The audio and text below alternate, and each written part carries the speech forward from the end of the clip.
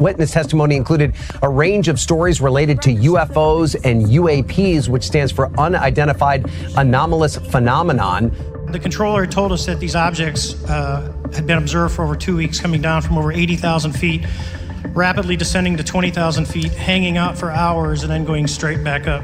The advanced new radar on a nearby ship, the USS Princeton, had detected what operators called multiple anomalous aerial vehicles over the horizon, descending 80,000 feet in less than a second.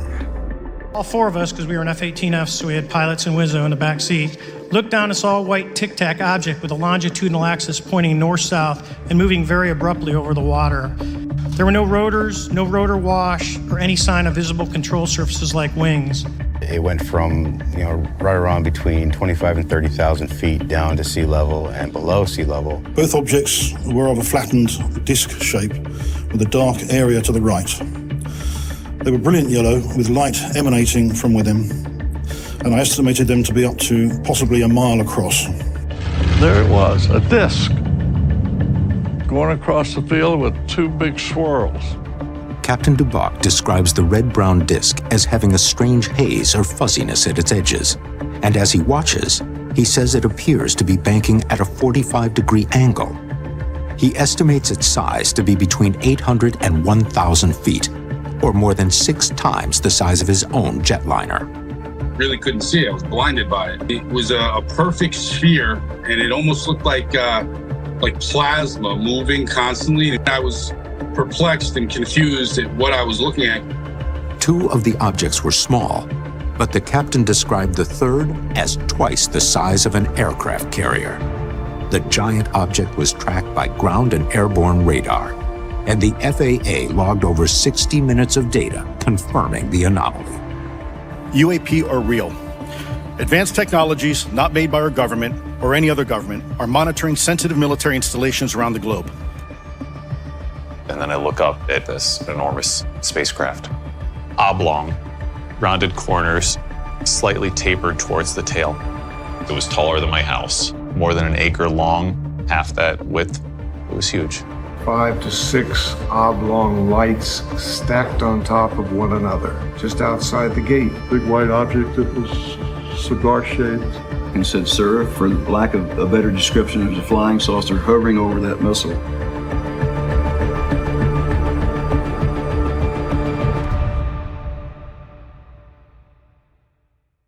Dans cet enseignement, nous allons examiner un sujet qui peut sembler simple à première vue, mais lorsque nous commençons à étudier les Écritures plus attentivement, il révèle quelque chose de bien plus profond et mystérieux. Les nuées. Alors, pour éviter toute confusion dès le départ, nous ne parlons pas simplement des nuages météorologiques, comme la vapeur d'eau flottant dans le ciel. Nous parlons des nuées dans les Écritures qui accomplissent des choses que les nuages ordinaires ne peuvent pas faire. Elles se déplacent avec intention. Elles transportent des personnes au ciel. Elles parlent. Elles brûlent avec le feu. Elles protègent par la gloire. Et elles transportent à la fois des hommes et des anges. En fait, ces nuées ne sont peut-être pas des nuages du tout, du moins pas comme nous les imaginons habituellement. Les Écritures les décrivent avec des chambres, des portes et dans certains cas comme métalliques ou rayonnantes. Elles sont associées à des chars, à des éclairs et même à des trônes. Le but de cet enseignement est de dresser un profil de ces nuées mystérieuses. Que font-elles? De quoi sont-elles faites? Pourquoi sont-elles associées à la gloire et au jugement? Et que nous enseignent-elles sur le plan prophétique de Yahweh et le retour de notre Messie? Voici quelques exemples que nous allons aborder. Yeshua est monté dans une nuée et reviendra de la même manière. Les justes sont enlevés dans les nuées pour le rencontrer. Ésaïe 26 montre qu'immédiatement après la résurrection, il nous est dit d'entrer dans des chambres, et d'autres passages suggèrent que ces chambres se trouvent dans les nuées. Moïse entre dans une nuée sur le mont Sinaï, et à l'intérieur, il parle avec Yahweh comme s'il était dans une pièce. Élie est emporté dans un tourbillon avec des chars de feu. Yahweh chevauche une nuée rapide dans le jugement. Lorsque nous alignons tous les versets, un schéma frappant se dessine. Cet enseignement examinera également comment les croyants anciens, des écrivains comme Ézéchiel et même les apôtres comprenaient ces nuées et comment elles s'intègrent dans le cadre plus large du calendrier biblique, de la résurrection et du retour de Yeshua. Et comme toujours, nous appuierons chaque affirmation par les Écritures. Nous ne cherchons qu'à examiner toute chose et à retenir ce qui est bon. Première épître aux Thessaloniciens 5, 21. Examinez toute chose, retenez ce qui est bon. Commençons donc à construire notre compréhension. Que sont ces nuées? Pourquoi se comportent-elles ainsi? Et que pourraient-elles révéler sur le royaume à venir? Les nuées comme véhicules. Commençons notre enquête en examinant comment les Écritures présentent les nuées, non pas comme de simples éléments de décor dans le ciel, mais comme des outils fonctionnels de la présence et de la puissance de Yahweh. Ces nuées se déplacent, transportent et révèlent. Elles ont un but et parfois même une intelligence. Et surtout, elles sont liées au char de Yahweh. Psaume 104. Il fait des nuées son char, il chevauche sur les ailes du vent. Ici, les nuées ne sont pas décrites comme quelque chose derrière quoi Yahweh se cache ou dans quoi il apparaît. Elles sont son char. Cela signifie qu'elles se déplacent, qu'elles transportent, qu'elles servent de véhicule. Mais ce langage n'est pas une simple figure de style, comme certains pourraient le croire. Lorsque nous comparons d'autres écritures, nous commençons à voir qu'il s'agit d'un schéma, un transport divin, qui se répète tout au long de la parole. Ésaïe 19. Voici, Yahweh chevauche une nuée rapide et vient en Égypte, et les idoles de l'Égypte trembleront devant sa présence. C'est une image de jugement et d'arrivée. Et encore une fois, nous voyons que la nuée est rapide. Les nuages ne se déplacent pas rapidement dans le naturel.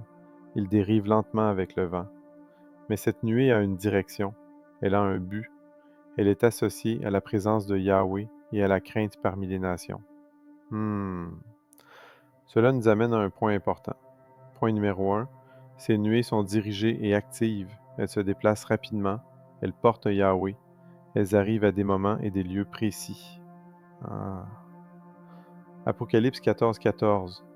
Puis je regardais, et voici une nuée blanche, et sur la nuée était assis quelqu'un semblable à un fils d'homme, ayant sur la tête une couronne d'or, et dans sa main une faucille tranchante. Le Fils de l'homme dans ce passage est clairement Yeshua, et il est assis dans ou sur la nuée. Ce n'est pas une métaphore, c'est une scène prophétique, visuelle, dans laquelle Yeshua est assis dans ou sur une nuée, comme sur un trône, se préparant pour la moisson et le jugement. C'est extrêmement significatif. Cela confirme que ces nuées ne sont pas informes. On ne s'assoit pas sur de la vapeur. On ne chevauche pas de la vapeur. On n'envoie pas de la vapeur pour recueillir son peuple lors de la résurrection. Le schéma constant dans les Écritures est que ces nuées sont solides, intentionnelles et glorieuses. Elles servent à la fois de véhicule et de plateforme d'autorité. Élie, le rassemblement des élus et la connexion avec le char de feu. Matthieu 24, 31 nous dit que Yeshua enverra ses anges avec une grande trompette pour rassembler les élus des 4 vents. Lorsque nous alignons cela avec le schéma des nuées et des chars de feu apparaissant à des moments clés du transport divin, il devient raisonnable de conclure que les anges rassembleront les élus dans ces vaisseaux, les mêmes nuées rayonnantes décrites tout au long des Écritures. Tout comme Élie fut enlevé dans le char de feu, et tout comme Yeshua est monté dans une nuée, de même les élus seront rassemblés dans ces vaisseaux préparés au retour de notre roi. Matthieu 13. La moisson, c'est la fin du monde, et les moissonneurs sont les anges. Première épître aux Thessaloniciens 4, 17 renforce précisément cette image. Ensuite, nous les vivants, qui serons restés, nous serons enlevés ensemble avec eux dans les nuées, à la rencontre du Seigneur dans les airs. Et ainsi nous serons toujours avec le Seigneur.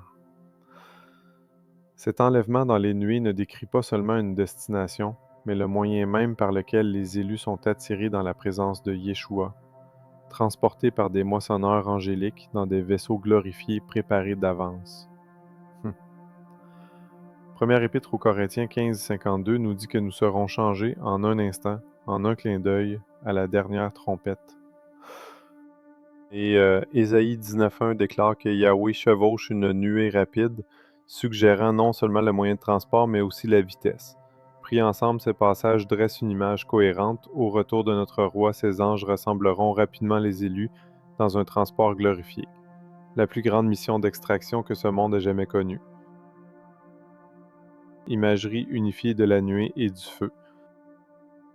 Lorsque les Écritures parlent des nuées des cieux à certains endroits et des chars de feu à d'autres, il se peut qu'elles ne décrivent pas des choses totalement différentes, mais plutôt deux aspects d'une même réalité céleste, manifestés sous des conditions différentes ou selon des perspectives distinctes. Il est possible que ce qui apparaît comme un char de feu rayonnant la nuit puisse apparaître comme une nuée céleste le jour. Les deux descriptions, nuée et feu, sont étroitement liées tout au long des Écritures. Par exemple, dans Exode 13, 21, nous lisons au sujet de la colonne de nuée le jour et de feu la nuit. Cette double manifestation semble représenter une seule et même présence divine, visible de manière distincte selon la lumière ambiante. Nous voyons cela à nouveau dans Exode 24, 15 à 17, où Moïse entre dans la nuée sur le mont Sinaï. Pourtant, pour le peuple en bas, cela apparaît comme un feu dévorant au sommet de la montagne. La même structure présente les deux caractéristiques selon le point de vue et le contexte. Cela suggère que les nuées et le feu ne sont pas des mécanismes séparés, mais des facettes d'un même phénomène surnaturel. Ainsi, il se peut que lorsque Élie est emporté dans un char de feu et lorsque Yeshua monte dans une nuée, tous deux soient transportés par le même type de vaisseau céleste, vu et décrit différemment selon le cadre. Plutôt que des termes interchangeables, les nuées des cieux et les chars de feu pourraient être des expressions complémentaires d'une seule et même construction divine. Il est important de reconnaître que ces nuées décrites dans les Écritures, celles qui transportent Yeshua, les anges justes et même les élus vers la gloire, ne sont pas de simples symboles, mais des mécanismes fonctionnels qui permettent le mouvement à travers l'ordre créé. Les Écritures nous disent que tous les anges, qu'ils soient fidèles à Yahweh ou déchus, sont des êtres créés. Contrairement à Yahweh, qui seul est incréé et éternel, ces êtres spirituels font partie du cosmos créé. En tant que tels, ils opèrent dans une structure, une hiérarchie, et sous les contraintes du temps, de l'espace et de la matière. Ils ne sont pas omniprésents, ils ne sont pas infinis, ils se déplacent d'un lieu à un autre.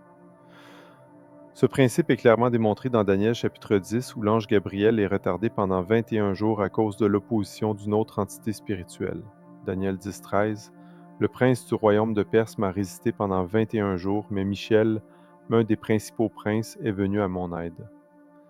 Le retard ici n'est pas figuratif, il révèle un véritable conflit dans le royaume céleste, un conflit avec des dynamiques spatiales et temporelles. Ces anges ne sont pas simplement apparus ou disparus.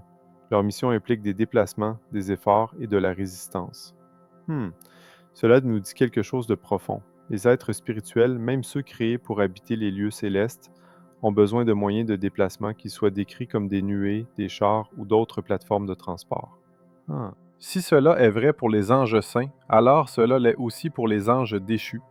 Ils sont toujours des créatures, ils sont toujours liés aux mêmes structures physiques et spirituelles établies par Yahweh. Le fait qu'ils se soient rebellés ne leur confère pas de nouvelles propriétés ou pouvoirs au-delà de ce que Dieu leur a donné à l'origine. Eux aussi doivent traverser les royaumes avec structure et intention, utilisant probablement leur propre version de transport adaptée à leur mission. Point numéro 2. Ces nuées sont associées à la gloire et au feu. Exode 16. Dès qu'Aaron parla à toute l'assemblée des enfants d'Israël, ils regardèrent vers le désert, et voici, la gloire de Yahweh apparut dans la nuée. Exode 24. Moïse monta sur la montagne, et la nuée couvrit la montagne. La gloire de Yahweh demeura sur le mont Sinaï, et la nuée le couvrit pendant 6 jours. L'aspect de la gloire de Yahweh était comme un feu dévorant au sommet de la montagne. Nous approfondirons cela dans une section ultérieure, mais remarquez la terminologie. Gloire, demeure, couverture, feu. Il ne s'agit pas d'une nuée naturelle. Il s'agit de la présence visible de Yahweh, utilisant une nuée comme voile et comme vaisseau. Elle est si puissante et remplie de feu que le peuple d'Israël tremblait. Prenons maintenant un moment pour réfléchir. Est-il possible que lorsque Yeshua revient dans les nuées et lorsque nous sommes enlevés pour le rencontrer dans les nuées, que ces nuées soient du même type de manifestation divine, celles qui apparaissent avec le feu, celles qui transportent les justes, celle qui abrite la gloire? C'est ce que nous allons continuer à découvrir en allant plus loin dans cet enseignement. Dans la prochaine section, nous allons examiner comment ces nuées sont directement liées à l'ascension humaine et à la résurrection. Non seulement Yahweh chevauche les nuées, mais les nuées sont aussi utilisées pour transporter son peuple. Nuées et ascension humaine. Nous avons déjà vu que les nuées dans les Écritures ne sont pas toujours ce qu'elles semblent être. Elles se déplacent avec intention, portent la présence divine et fonctionnent comme bien plus que de la simple vapeur. Mais que se passe-t-il lorsque ces nuées sont utilisées pour transporter des personnes? C'est un schéma significatif dans les Écritures. Les nuées ne sont pas seulement des véhicules pour Yahweh, elles sont aussi utilisées dans l'ascension humaine, la résurrection et le rassemblement divin. Commençons par l'exemple le plus clair et le plus direct, l'ascension de Yeshua. Actes chapitre 1. Et comme il parlait encore tandis qu'ils le regardaient, il fut élevé, et une nuée le prit hors de leur vue. Cette nuée ne faisait pas que cacher Yeshua, elle l'a pris. Elle a fonctionné comme un transport, un vaisseau. Considérons maintenant ce que Daniel a vu dans une vision prophétique des siècles avant le ministère terrestre de Yeshua. Daniel chapitre 7. Je regardais dans les visions de la nuit, et voici, avec les nuées des cieux, venait quelqu'un comme un fils d'homme. Il s'approcha de l'Ancien des jours, et on le fit avancer devant lui. Ce passage nous donne la vue céleste de ce que décrit Acte 1. Le Fils de l'homme arrive devant le Père dans les nuées des cieux. Ces nuées ne sont pas un décor passif, elles sont un moyen de transport divin, des véhicules d'entrée dans la cour céleste. Mais ce schéma ne se limite pas à Yeshua. Première lettre aux Thessaloniciens chapitre 4. Car le Seigneur lui-même descendra du ciel avec un cri de commandement, et les morts en Christ ressusciteront premièrement. Ensuite, nous, les vivants, qui serons restés, serons enlevés ensemble avec eux dans les nuées, à la rencontre du Seigneur dans les airs. C'est la première résurrection. Les justes, morts et vivants, sont rassemblés et enlevés dans les nuées. Ce n'est pas une image symbolique. Les nuées sont les vaisseaux de glorification pour le rassemblement des fidèles à la rencontre de Yeshua à son retour. Cela reflète ce qui est arrivé à Yeshua dans Actes chapitre 1. Il a été reçu par une nuée. Et maintenant, la même chose arrivera à son peuple. Et puis, nous trouvons quelque chose d'important dans l'Ancien Testament. Ésaïe 26. Tes morts revivront, leurs corps se relèveront. Vous qui dormez dans la poussière, réveillez-vous et chantez de joie. Viens, mon peuple, entre dans tes chambres et ferme tes portes derrière toi. Change-toi pour un petit moment, jusqu'à ce que la fureur soit passée. Ici, la résurrection est immédiatement suivie d'un ordre. Entre dans tes chambres. Pourquoi? Parce que le jugement est sur le point de tomber. Ces chambres semblent être des lieux de protection et elles sont entrées par les justes ressuscités. Alors maintenant, posons une question. Si les justes sont enlevés dans les nuées à la résurrection et qu'Ésaïe dit que les justes entrent dans des chambres, est-il possible que ces nuées soient les chambres? Considérons une voix ancienne qui pourrait nous aider à comprendre comment les premiers croyants percevaient cela. Soyons clairs, nous ne considérons pas un Enoch comme une écriture. En fait, il y a de sérieuses préoccupations avec ce texte. Il contient des contradictions et même des problèmes théologiques qui l'empêchent d'être autoritatif. Cependant, cela ne signifie pas qu'un Enoch est sans valeur. En tant que document historique, un Enoch nous donne un aperçu de la compréhension des croyants juifs anciens sur certains sujets, y compris les nuées, les anges, le jugement et les chambres célestes. Ces aperçus ne sont pas des doctrines, mais ils peuvent nous aider à comprendre la vision du monde antique et à évaluer comment certaines phrases bibliques pouvaient être comprises par le public d'origine. Avec cela en tête, considérons ce passage. 1 Enoch 14. Dans la vision, il m'a été montré ceci. Voici, des nuées dans la vision m'appelaient, et des brumes criaient vers moi, et des étoiles filantes et des éclairs me pressaient et me poussaient en avant, et des vents dans ma vision me faisaient voler, me soulevaient vers le haut et me transportaient au ciel.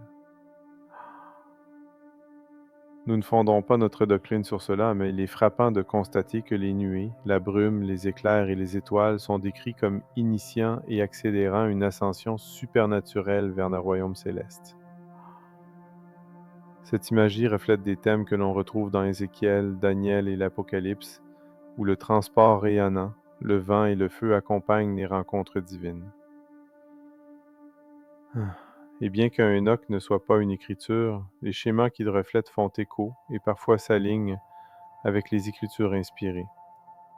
Cela nous permet de dire avec prudence que la compréhension ancienne des nuées incluait l'idée qu'elles n'étaient pas de la simple vapeur, mais des structures rayonnantes capables de transporter les justes dans la présence de Yahweh.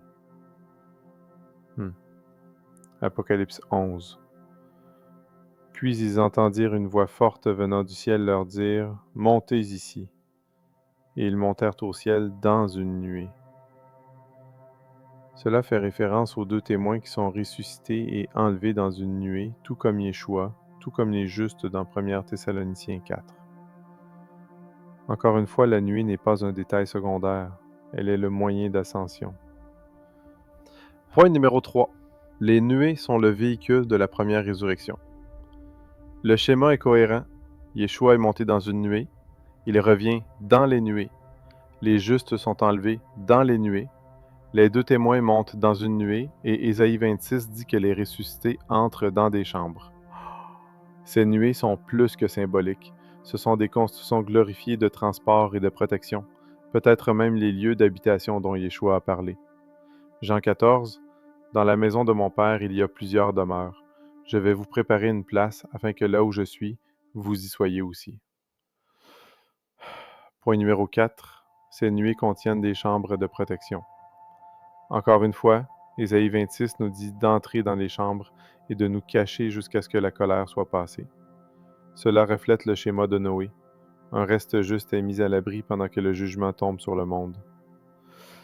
Psaume 27, « Car il me cachera dans son abri au jour du malheur. Il me dissimulera sous la couverture de sa tente. » Caractéristiques visuelles et matérielles. Jusqu'ici, nous avons vu que les nuées décrites dans les Écritures ne font pas toujours référence à des phénomènes météorologiques naturels. Elles transportent Yeshua au ciel, elles reviennent avec lui, elles transportent les justes ressuscités, elles sont remplies de gloire, servent de trône et contiennent des chambres.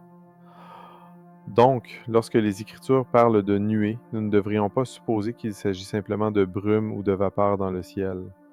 Il y a quelque chose de plus dans ces nuées particulières. Dans cette section, nous allons examiner l'apparence de ces nuées et voir si les Écritures suggèrent qu'elles pourraient être solides, lumineuses ou même métalliques. Commençons par l'une des descriptions les plus saisissantes d'une nuée dans la Bible. Ézéchiel chapitre 1. « Et je regardais, et voici, un vent impétueux venait du nord, une grande nuée avec une lumière autour d'elle et un feu qui éclatait continuellement, et au milieu du feu, quelque chose comme du métal brillant. » C'est important. Ézéchiel voit une nuée, mais cette nuée contient du feu, de la lumière et quelque chose en son centre qui ressemble à du métal brillant. En hébreu, le mot est souvent traduit par métal incandescent ou ambre étincelante. Le mot utilisé est chashmal, un terme qui suggère rayonnement, conductivité ou énergie électrique. En hébreu moderne, ce mot est utilisé pour désigner l'électricité. Alors, quel genre de nuée est-ce? Ce n'est pas de la condensation, ce n'est pas de la vapeur, c'est une structure incandescente, brillante, en feu, associée à l'éclair, au feu et à un trône divin. Et à mesure qu'Ézéchiel continue, nous apprenons que c'est la plateforme sur laquelle repose le trône de Yahweh. Et cela devient encore plus détaillé. Versets 26 à 28. Et au-dessus de l'étendue qui était sur leur tête, il y avait comme l'aspect d'un trône, et l'apparence était semblable au saphir. Et assis au-dessus de cette ressemblance de trône, il y avait une forme ayant l'apparence humaine, comme l'aspect du feu tout autour. C'était l'apparence de la ressemblance de la gloire de Yahweh. Le trône de Yahweh est vu en lien avec la nuée, et plus précisément au-dessus d'elle, positionné sur toute la structure visionnaire qui inclut la tempête, le feu, les créatures vivantes, les roues et l'étendue. Passons en revue les détails structurels pertinents. On nous dit maintenant que cette nuée inclut un trône, une personne, du saphir, du feu et de la gloire. Nous voyons un autre exemple d'une nuée ou d'une présence ardente qui remplit le tabernacle dans le temple. Exode 40. Alors la nuée couvrit la tente d'assignation, et la gloire de Yahweh remplit le tabernacle.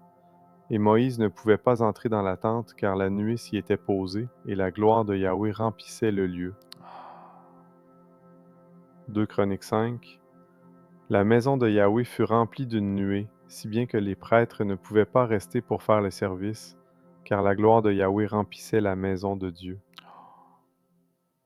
Elle a une forme et une densité. Elle est remplie de la gloire de Yahweh. Elle peut contenir un trône ou une manifestation divine.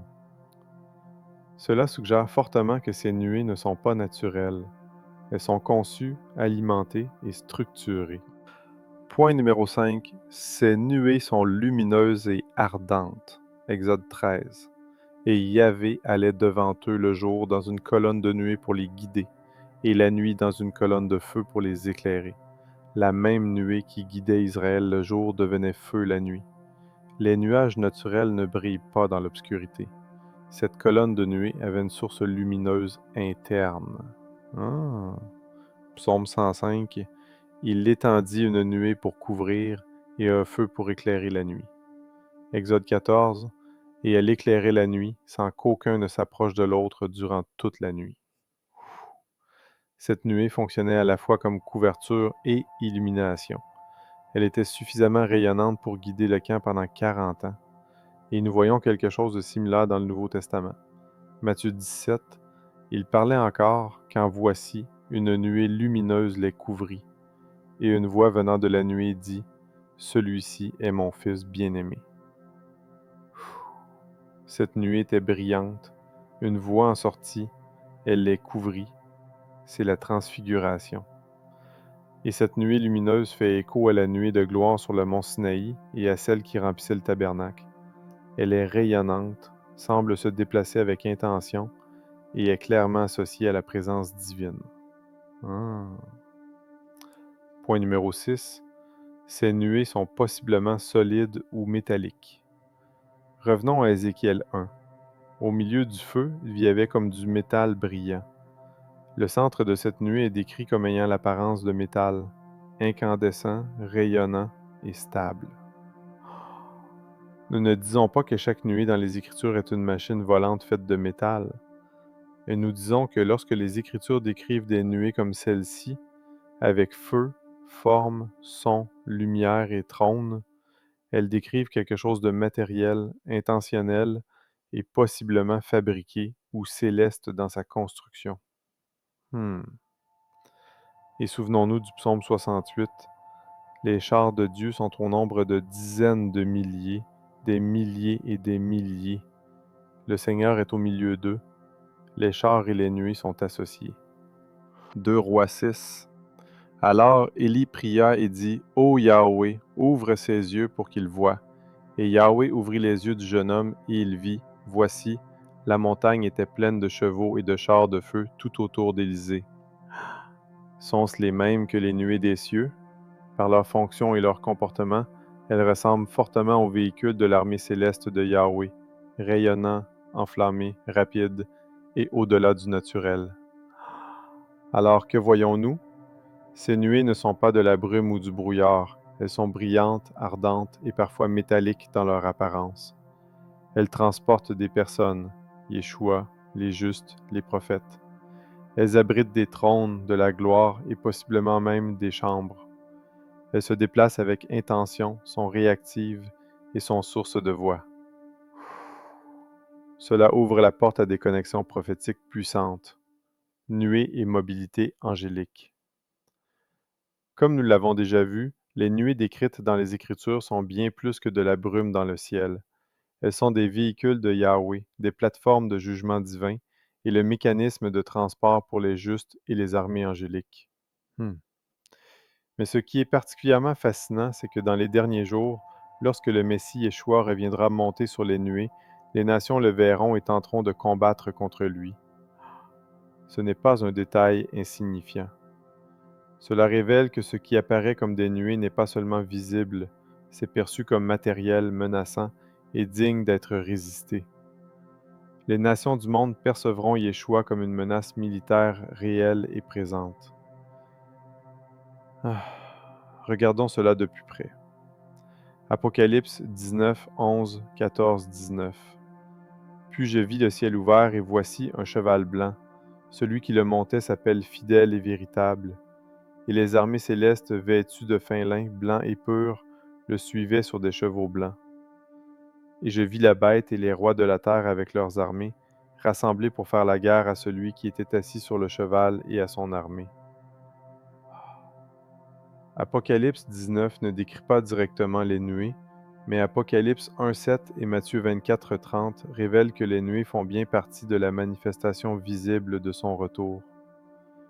Les rois de la terre se rassemblent pour faire la guerre au Messie et à l'armée céleste. Ce n'est pas un acte symbolique, c'est une confrontation militaire littérale. Ils le voient, ils se mobilisent, et ils croient avoir la capacité de l'attaquer. Comparons cela avec Zacharie 14. Alors Yahweh sortira et combattra ces nations. En ce jour-là, ses pieds se poseront sur le mont des Oliviers, et Yahweh mon Dieu viendra, et tous les saints avec lui. C'est une prophétie du retour de Yahweh à travers le Messie Yeshua, dans la puissance et le jugement. Encore une fois, les nations sont rassemblées contre lui, et encore une fois, il vient avec ses saints, ce qui correspond à l'armée angélique de l'Apocalypse. Et c'est là que notre étude sur les nuées devient encore plus importante. Si Yeshua revient avec les nuées et que les armées de la terre peuvent le voir et croient pouvoir le combattre, alors nous devons poser la question, que voit-elle? Voit-elle une brume lumineuse dans le ciel? Voit-elle quelque chose de structuré, massif, glorieux, terrifiant? Il est logique de conclure qu'elle voit quelque chose de réel, rayonnant et tangible, quelque chose qui, à leurs yeux, ressemble à une présence menaçante pouvant être affrontée en bataille. Cela correspond parfaitement à la vision prophétique du psaume 2. Pourquoi les nations s'agitent-elles et les peuples font-ils de vains projets? Les rois de la terre se dressent et les chefs se concertent contre Yahweh et contre son oint, disant « Brisons leurs liens, rejetons leurs chaînes loin de nous. » Les nations se rebellent, non seulement spirituellement, mais avec une défiance ouverte. Mais Yahweh répond, versets 4 à 6, « Celui qui siège dans les cieux rit. Moi, j'ai établi mon roi sur Sion, ma montagne sainte. » Il rit parce que leur tentative est insensée. Le roi, le Messie, ne sera pas renversé. Mais le fait qu'ils essaient confirme qu'ils voient quelque chose qu'ils croient pouvoir défier. Regardons maintenant Joël chapitre 3. Proclamez ceci parmi les nations, préparez la guerre, réveillez les hommes vaillants, que tous les hommes de guerre s'approchent, transformez vos socs en épée, que les nations s'agitent et montent vers la vallée de Josaphat. Joël décrit le même moment, les nations sont rassemblées pour la guerre, non pas les unes contre les autres, mais contre Yahweh lui-même. Elles sont appelées, attirées par le dessein de Yahweh pour faire face au jugement. Apocalypse 16, des esprits démoniaques, faisant des signes, vont vers les rois du monde entier pour les rassembler pour le combat du grand jour du Dieu Tout-Puissant. C'est ce qu'on appelle Armageddon. Et ils ne s'assemblent pas contre une idée ni contre une doctrine, mais contre un roi visible, présent, revenant dans les nuées avec le feu, la lumière et les chars de l'armée céleste. Que nous révèle tout cela? Point numéro 7. Les nuées sont visibles et matérielles au point de justifier une réponse militaire. C'est profond. Ces nuées ne sont pas des images symboliques, ce sont des plateformes visibles portant le Messie, l'armée céleste et possiblement les saints ressuscités. Leur présence provoque une attaque de la part des nations. Cela signifie que les nations les voient et qu'elles interprètent ce qu'elles voient comme une menace imminente. Cela a bien plus de sens si ce qu'elles voient est structuré, rayonnant et peut-être même perçu comme armé selon leur perspective.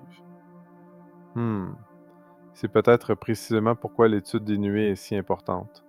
Si nous pensons simplement aux nuées comme de la vapeur, rien de tout cela n'a de sens. Mais si nous comprenons les nuées comme des vaisseaux divins, des structures glorifiées de transport, alors tout devient cohérent. Point numéro 8. Les nations tentent de détruire ce qu'elles croient comprendre. Ce schéma se répète dans de nombreux passages. L'ennemi tente de corrompre ou d'imiter ce qui est divin, et les nations suivent dans leur rébellion. Comme la tour de Babel était une tentative humaine pour atteindre les cieux, Armageddon est une tentative humaine pour confronter l'armée céleste descendant sur Terre. Elle pourrait même mal identifier ce qu'elle voit, croyant qu'il s'agit d'une force extraterrestre ou d'une invasion interdimensionnelle. Quoi qu'il en soit, elles sont trompées en pensant qu'elles peuvent gagner. Mais le résultat est clair. Apocalypse 19. Et les autres furent tués par l'épée qui sortait de la bouche de celui qui était assis sur le cheval. Zacharie 14. Voici la plaie dont Yahweh frappera tous les peuples qui auront fait la guerre contre Jérusalem. Leur chair se consumera tandis qu'ils seront encore debout. L'armée céleste ne sera pas vaincue. Yeshua ne sera pas renversé. Les nuées ne sont pas fragiles. Elles sont terrifiantes de puissance, rayonnantes, invincibles face aux efforts humains. Les nuées comme chambre et refuge cachés. Tout au long de cet enseignement, nous avons découvert que certaines nuées mentionnées dans les Écritures ne sont pas des formations météorologiques naturelles. Elles sont structurées, rayonnantes et glorieuses. Elles sont des véhicules d'ascension, des trônes de jugement et des porteurs de la présence de Yahweh. Mais ces nuées semblent aussi servir un autre but profond. Elles fonctionnent comme chambres de refuge, de sanctuaires protecteurs pour les justes pendant le temps du jugement. Commençons par l'un des passages les plus clairs qui soutient cette idée. Ésaïe 26, versets 19 à 20. Tes morts revivront, leurs corps se relèveront. Vous qui dormez dans la poussière, réveillez-vous et chantez de joie, car ta rosée est une rosée de lumière, et la terre donnera naissance aux morts. Viens, mon peuple, entre dans tes chambres et ferme tes portes derrière toi. Cache-toi pour un petit moment, jusqu'à ce que la fureur soit passée. C'est un passage de résurrection. Ceux qui sont dans la poussière sont relevés, et immédiatement après, ils sont invités à entrer dans des chambres. Ces chambres ont des portes, et elles sont un lieu de protection contre la colère de Yahweh. On retrouve ce concept dans les psaumes. Psaume 27. Car il me cachera dans son abri au jour du malheur. Il me dissimulerait sous la couverture de sa tente. Il m'élèvera sur un rocher. Ces promesses poétiques pointent vers quelque chose de très réel. Yahweh cache son peuple pendant le jugement. Il fournit un lieu, un refuge sanctifié. Voyons maintenant comment cela se connecte à ce que Paul dit dans le Nouveau Testament. Première lettre aux Thessaloniciens, chapitre 4. Car le Seigneur lui-même descendra du ciel, et les morts en Christ ressusciteront premièrement. Ensuite, nous les vivants, qui serons restés, seront enlevés ensemble avec eux dans les nuées, à la rencontre du Seigneur dans les airs. Les justes ressuscités sont enlevés dans les nuées. Cela se produit au même moment où Ésaïe 26 nous dit que les morts se relèvent et entrent dans des chambres. Est-il possible que les nuées soient les chambres? Cela ferait sens. Les nuées qui reçoivent Yeshua dans Acte 1, verset 9, avec lesquelles il revient dans Apocalypse 1, verset 7, qui rassemblent les saints dans 1 Thessaloniciens 4, ne sont pas de simples vapeurs. Elles sont structurées, lumineuses et pleines de desseins. Revenons un instant à l'arche dans Genèse. Genèse 7. Et ceux qui entrèrent, mâles et femelles, de toute chair, entrèrent comme Dieu l'avait ordonné à Noé. Et Yahweh ferma la porte sur lui. Le déluge dura 40 jours sur la terre, les eaux montèrent et portèrent l'arche, et elle s'éleva au-dessus de la terre. Noé et sa famille sont placés dans une structure physique, l'arche. Elle est scellée par Yahweh, et elle s'élève au-dessus du chaos, les protégeant jusqu'à ce que le jugement soit terminé. Hébreux 11. Par la foi, Noé, averti par Dieu des événements encore invisibles, construisit une arche pour sauver sa famille. C'est le schéma. Yahweh fournit un vaisseau pour que les justes y demeurent pendant que le jugement se déroule en bas. Dans Ésaïe 26, le vaisseau est une chambre. Dans Genèse, c'est une arche. Dans 1 Thessaloniciens, c'est une nuée. Et bien que nous ne considérions pas le livre de 1er Enoch comme une écriture, il reste précieux comme texte historique, éclairant la manière dont les croyants anciens comprenaient les nuées dans le contexte de l'ascension et de la présence divine. Enoch 14.8 Dans la vision, il m'a été montré ceci. Voici des nuées m'appelaient, et des brumes criaient vers moi, et des étoiles filantes et des éclairs me pressaient et me faisaient avancer. Et des vents me faisaient voler, me soulevaient et me transportaient au ciel. Ce passage n'est pas autoritatif, mais il est révélateur. Il reflète la vision ancienne selon laquelle les nuées n'étaient pas de simples phénomènes météorologiques, mais des structures rayonnantes et intelligentes associées au mouvement vers le royaume céleste. Bien que le passage ne mentionne pas de chambre, il reflète l'imagerie d'Ésaïe 26, où les justes ressuscités sont invités à entrer dans des chambres protectrices juste avant que le jugement divin ne tombe. Ensemble, ces textes nous aident à mieux comprendre comment le public ancien pouvait envisager les nuées comme structurées, intentionnelles et capables de transporter ou d'abriter le peuple de Yahweh. Alors, lorsque Yeshua dit dans Jean 14, « Dans la maison de mon Père il y a plusieurs demeures, je vais vous préparer une place et je reviendrai et je vous prendrai avec moi, afin que là où je suis, vous y soyez aussi. » Il pourrait bien faire référence à ces chambres protectrices préparées que l'on retrouve tout au long de la parole, des chambres de gloire, de sécurité et de rassemblement. Point numéro 9. Les nuées pourraient être les chambres d'Ésaïe 26. Les justes sont ressuscités et entrent dans des chambres. Les justes sont ressuscités et entrent dans des nuées. Ces nuées, comme nous l'avons revu, sont structurées, glorieuses et alimentées par le divin. Il est tout à fait raisonnable de comprendre que ces nuées sont les chambres protectrices des derniers jours, les vaisseaux qui contiennent les ressuscités pendant que le jugement s'abat sur la terre. Point numéro 10. Ces chambres font écho à l'arche de Noé. L'arche était un sanctuaire conçu par Dieu, scellé contre la colère, flottant au-dessus de la destruction. Les nuées qui transportent les justes pourraient être l'accomplissement de ce modèle, ou l'arche finale au jour du Seigneur. Et tout comme Noé fut élevé, les justes seront eux aussi élevés, cachés dans des chambres, en sécurité jusqu'à ce que la fureur soit passée. Résumé du profil et implications prophétiques. Alors que nous concluons cette étude, prenons un moment pour revenir sur tout ce que nous avons découvert à propos de ces nuées dans les Écritures. Des nuées qui, de toute évidence, ne sont pas naturelles. Ce sont des véhicules de transport, des plateformes de gloire, des chambres de protection et des vaisseaux de jugement. Elles sont lumineuses, enflammées et rapides. Elles semblent même avoir une structure solide. Plus nous enquêtons, plus cela devient clair, ce ne sont pas des nuages atmosphériques. Ce sont des manifestations intentionnelles et elles sont cohérentes de la Genèse à l'Apocalypse. Nous les avons vus porter Yeshua au ciel lors de son ascension. Nous les avons vus revenir avec lui au jour de Yahweh. Nous les avons vus rassembler les saints lors de la résurrection, cacher les justes pendant le jugement et accompagner l'armée céleste dans la bataille finale. Et elles ne sont pas silencieuses. Elles brûlent de feu. Elles rayonnent de lumière. Elles se déplacent avec intention. Elles entourent le trône. Des voix en sortent. Et elles viennent avec le jugement. Dans Exode, elles couvrent le mont Sinaï comme un feu dévorant. Dans Ézéchiel, elles apparaissent avec des éclairs et un centre semblable à du métal incandescent. Dans Ésaïe, elles sont liées à la résurrection et décrites comme des chambres que les justes entrent pendant la fureur du jugement de Yahweh. Dans les psaumes, elles sont associées à la cachette, au refuge et au sanctuaire de la présence de Yahweh. Dans les évangiles, une nuée brillante couvre Yeshua et parle. Dans Actes, une nuée emporte Yeshua hors de la vue des disciples. Dans Thessaloniciens, les saints sont enlevés dans les nuées pour rencontrer Yeshua. Et dans l'Apocalypse, celui qui ressemble au Fils de l'homme est assis sur une nuée, brandissant la faucille du jugement sur la terre. Tous ces détails à travers les Écritures dessinent une image cohérente et précise. Ces nuées ne sont pas symboliques comme beaucoup l'ont supposé. Elles ne sont pas simplement du langage poétique.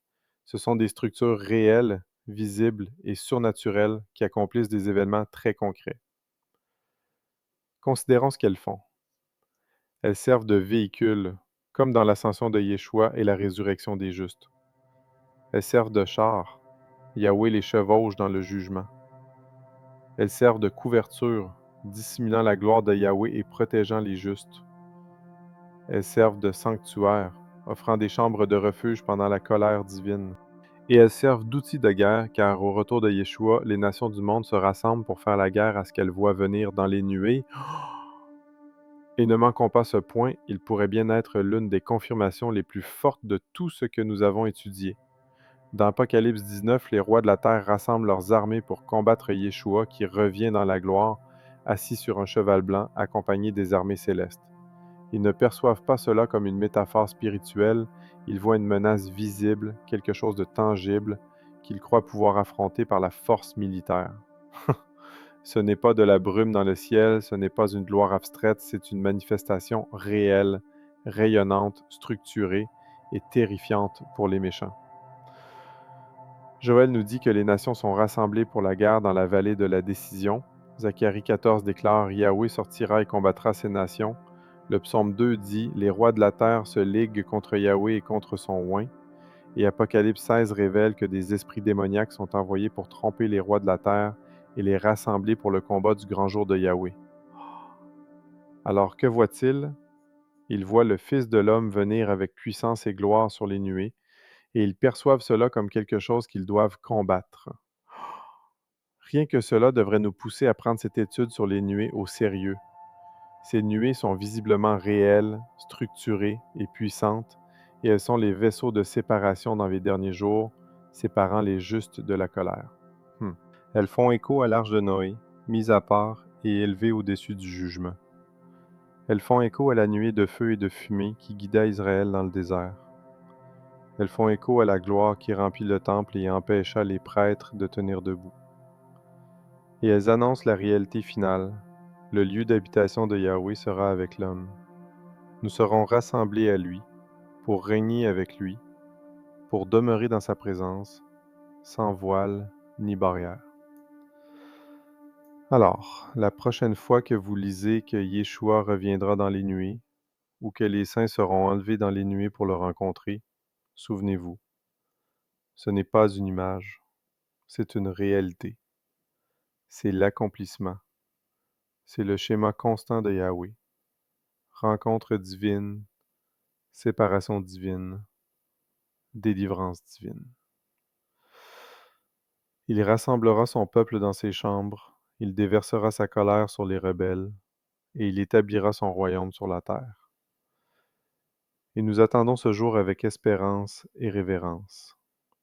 Celui qui atteste ces choses dit, « Oui, je viens bientôt. » Amen. Viens Seigneur Yeshua. Et comme toujours, 1 Thessaloniciens 5, examinez toutes choses, retenez ce qui est bon. Nous prions que cet enseignement vous ait béni, et souvenez-vous, continuez à tout examiner. Shalom.